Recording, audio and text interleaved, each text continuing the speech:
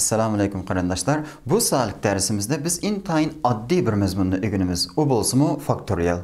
Unda bo'lsa darsimiz qarab baqayli. Men oldi bilan bir son faraz qilay, shundami? Masalanga n deb bir son faraz qildim. Unda bo'lsa, albatta bu yerda bir tal shart bor. N degan bu son qanday bo'lish kerak? Musbat tabiiy son bo'lish kerak. Ya'ni musbat tabiiy son deganim 0 dan cho'ng bo'lgan tabiiy sonlarni ko'rsatib berdi.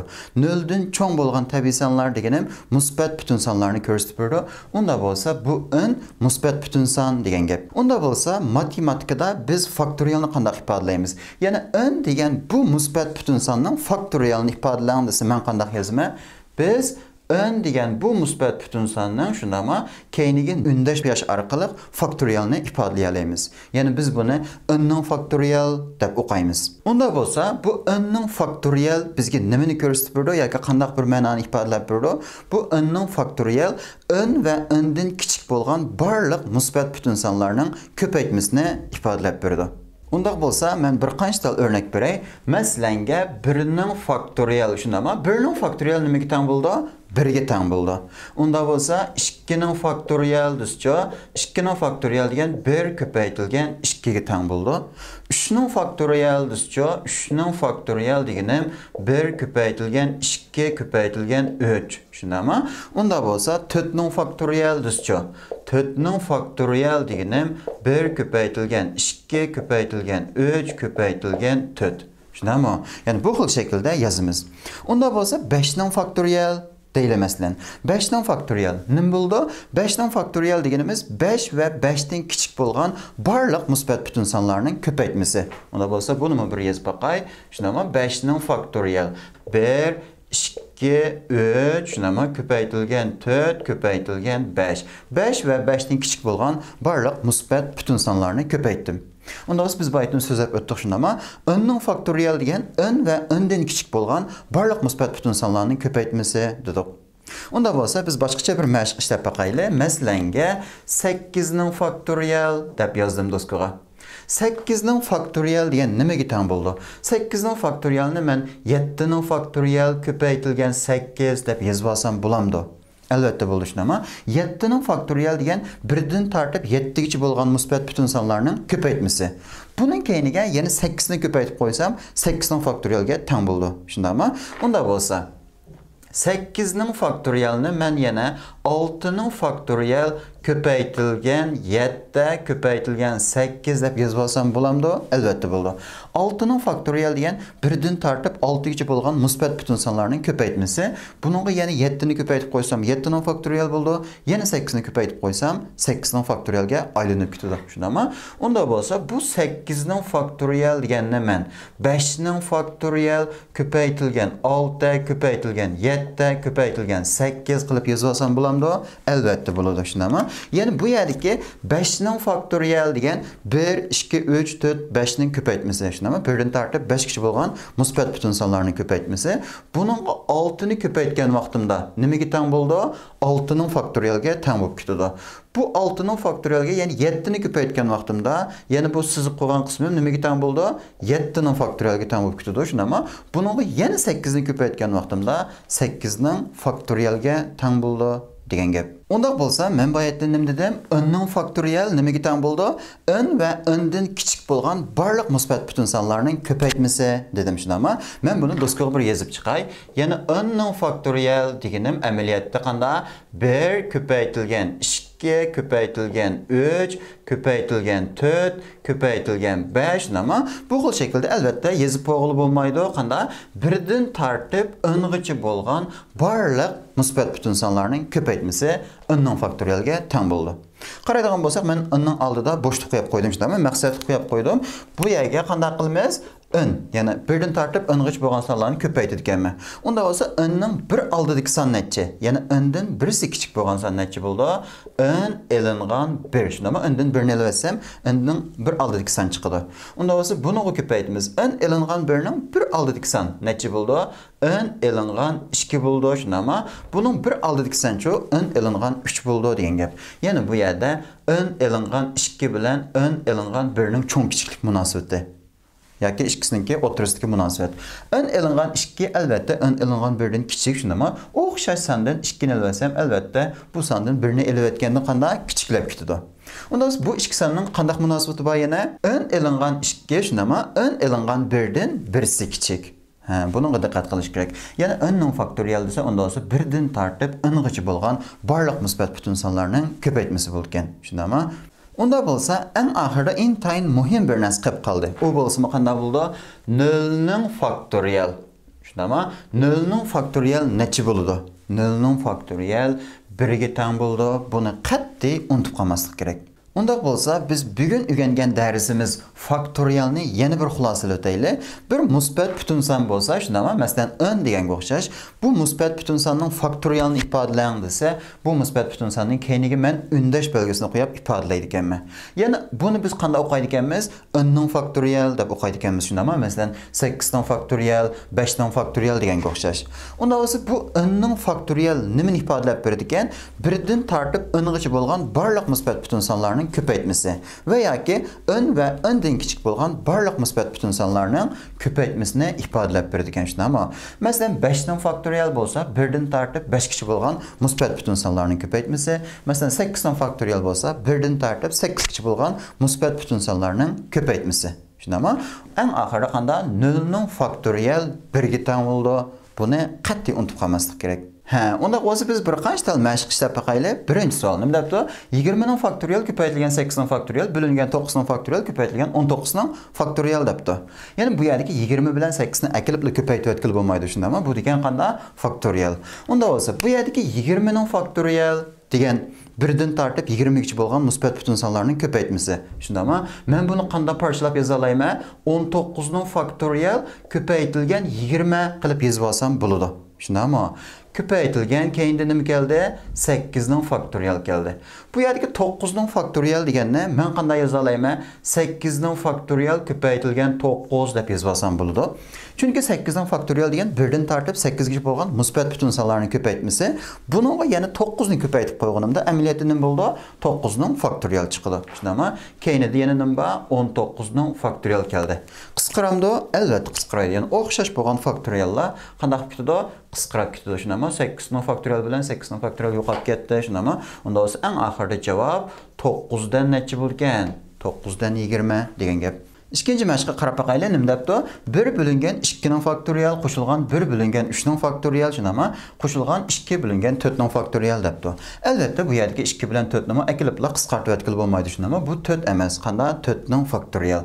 Unda bo'lsa, biz buni qanday qilamiz? Yig'indisini topib ekanmiz, shunami? 2 ning faktorial degan necha bo'ldi? 1 ko'paytirilgan 2, shundami? 3 ning faktorial degancha 1 ko'paytirilgan 2 ko'paytirilgan 3. 4 ning faktorial degan shunda bo'lsa, 1 dan 4 kichik bo'lgan musbat butun sonlarning ko'paytmasi, shundami? Unda bo'lsa, men bularni bir ratlab olsam, yana qanday bo'ldi? 1 bo'lingan 2, shundami? 2 dan 1 qo'shilgan bu yacha 6 dan 1 qo'shilgan bu uchun necha 2 kar 3, 6 dan 4 ni ko'paysam 24 dan 2 bo'ldi, shundami? Bularning mahraj o'xshamaydi ekan, mahrajni o'xshash qilmay, mahraj necha bo'ldi? 24. Unda o'zi 2 dan 1 ning osti ustiga 12 ni ko'paysam, 12 bo'ldi, shundami? Buning osti ustiga 4 ni ko'paytmay, 24 dan 4 bo'ldi. Unda o'zi buchu 24 dan 2 shu paytda keladi degan gap. Mahraj o'xshash bo'ldi, shundami? Suratlarni o'zaro qo'shib beramiz. Unda o'zi javob 24 dan, 12 ga 4 ni qo'shsam 16 dan 2 ni qo'shsam necha?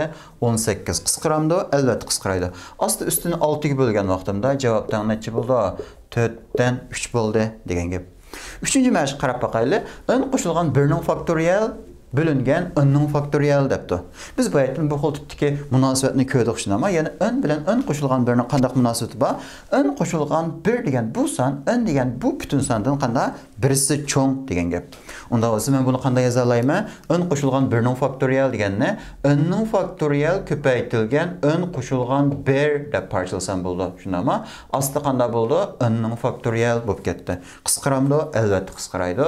N ning faktorial bilan n ning faktorial yo'qolib ketdi. Eng oxirida javob n qo'shilgan 1. 4-cü məşq. 6'nın faktoriyel qoşulğan 7'nin faktoriyel tən 6'nın faktoriyel köpəytilgən əkiz, onda olsa bu yerdəki əksdən necə deyə sorabdı. Şundamı? Onda olsa qarab baxaylı. Bu yerdə 6'nın faktoriyel bakən, onda olsa 6'nın faktoriyel şübhət gəldi deyə qaray. Bununla birini köpəytib verimiz. Qoşulğan 7'nin faktoriyel deyən 6'nın faktoriyel köpəytilgən 7'gi tən. Şundamı? Onda olsa bu nümüge tən bulkən 6'nın faktoriyel köpəytilgən əkiz deyibdi. Mən bu aldıdakı tür bilən keyindiki türdə oxşaş, yəni ortaq bolğan 6'nın faktoriyelini tırnaqın sırtığı çıxırıb alsam. Şundamı? 6'nın faktoriyel tırnaqın sırtığı çıxırıb aldım. Bir qoşulğan aldıdakı türdən bir qaldı, keyindiki türdən 7. Şundamı? Bu nümüge tən buldu? 6'nın faktoriyel köpəytilgən əkskä tən bulamdı. Əlbəttə tən buldu. Qaraydığan bolsaq bu bir tənlimə. Şundamı? Bu tənlimənin aldı və keynində 6'nın faktoriyel bakən. Onda olsa tənlimənin aldı keynini oxşaş 6'nın faktoriyelgi bilib etkən vaxtında bu 6'nın faktoriyel qandaq kütüdü? Yoxab kütüdü. Onda bolsa əksdən neçə boldu? 8 boldu degan gap. Ondaq bolsa məşqimizə davam qılaylı. 5-ci məşq. Nim depdi? N elinğan 2'nin faktoriyel bölüngen n elinğan 1'nin faktoriyel tən 6'dan 1. Onda bolsa bu yerdəki n tən neçə dep sorabdı. Şundamı? Biz bayatdan n elinğan 2, n elinğan 1'ni körüb çıxdıq və bularning o'rtasındakı münasibətini gördük. Yəni n bilan n oxşaşsan, şundamı? N'dən 2'ni elbətkinim, n'dən 1'ni elbətkinimdən kiçik və birisi kiçik. Yəni nim degan gap? Bu yerdə ön elinğan 1'ni yazsam, ama ön elinğan 1'nin bir aldıdaki san neçə buldu? Ön elinğan 2 buldu. Onda olsa biz adətdə faktoriyeldə qanday qılımız? Kiçik sanını asas qıb durub, çoğunu qanday qılımız? Parçalayımız. Yəni bu yerdə ön elinğan 2'nin faktoriyel şu pet qıb qalıdı. Aslında qanday qılımız? Ön elinğan 2'nin faktoriyel köpəytilgən n elinğan 1 dep yazıb alımız.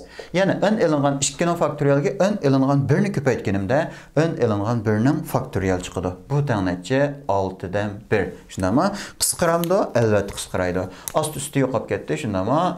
Mana. Onda olsa məxrəcdə nə qaldı? N elinğan 1 qaldı. Üstüdə 1 qaldı degan gap. 1 bölüngen n elinğan 1 tənətcə 6'dan 1. Onda olsa qaraydıgan bolsaq bu yerdəki n elinğan 1 tən 6, n tən 7 degan gap. Mən qanday qıldım? N-ni tepib çıxdım. Şundamı? Keyinki məşq qarab baxaylı. 7 köpəytilgən 8 köpəytilgən 9 15 kiçik köpəysəm, şundamı? Bu niməyə tən bolkən? Y-nin faktoriyelini x-nin faktoriyelga bölgənə tən depdi. Onda olsa, mən bunu qanday oylayman? Mən bunu bir çoğun bir ifadə edib qarab, şundamı? Məxrəcini 1 deb qarab alsam. Yəni bularını qayçılaşdırıb köpəytgan vaxtımda nim bu kütüdü? X-nin faktoriyel, şundamı?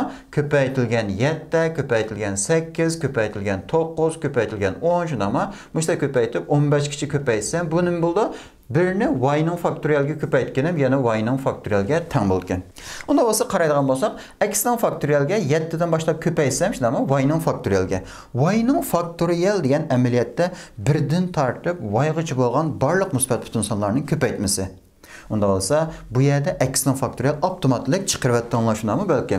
X-nin faktoriyel degan niməyə tən boldu? Onda olsa x-nin faktoriyeldən 6'nın faktoriyelga tən boldu. Yəni bu x-nin faktoriyelinin ornuğa 6'nın faktoriyel kəlgən vaxtda anandan keyin 6'nın faktoriyel köpəytilgən 7, 8, 9, 10 qanda 15 kiçik köpəysəm anandan keyin bir bütün sanның faktoriyel çıxalaydı. Yəni bunda olsa bu yerdəki x-dən neçə buldu? X-dən 6.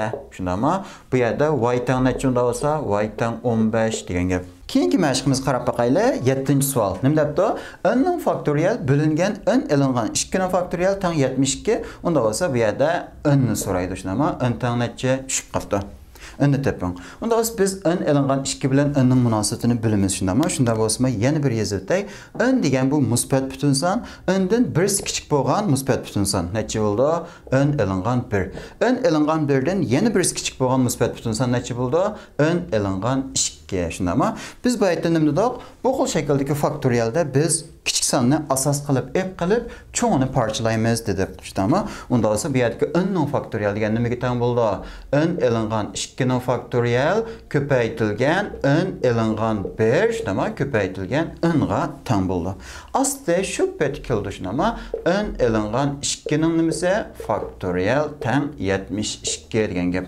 Qısqıramda əlbəttə qısqıraydı. Oxşaş bolğan faktoriyel yo'qolib ketadi shundami?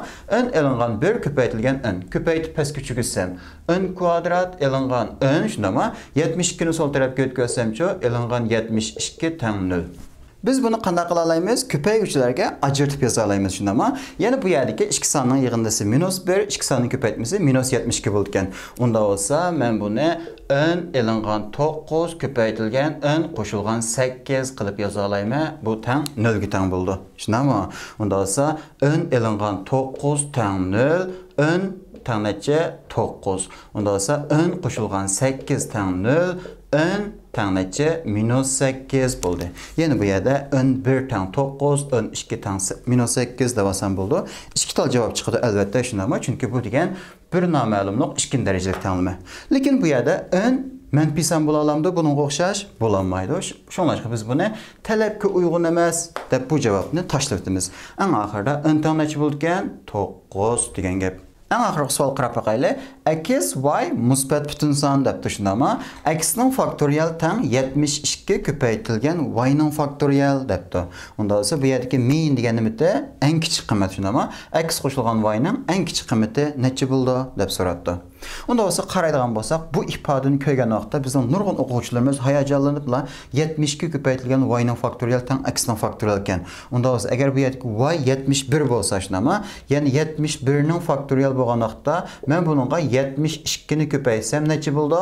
X unda esa 72 ning faktorialga teng bo'ldi. X teng 72 bo'ladi, y teng 71 ekan deb qo'shibla xato javobdan birini chiqarib o'tdi. Unda biz qaraydigan bo'lsak, bu nima debdi? X ning faktorial teng 72 ko'paytirilgan y ning faktorial deb tushunami? Bu yerda x qo'shilgan y ning eng kichik qiymatini so'rabdi. Unda bo'lsa, men qanday qilmay bu 72 ni parchalaymiz. Shundami? 72 degan men qayta bir yozib chiqay. X ning faktorial ko'paytirilgan 72 degan 9 ko'paytirilgan 8 shundami? Ko'paytirilgan y ning faktorial.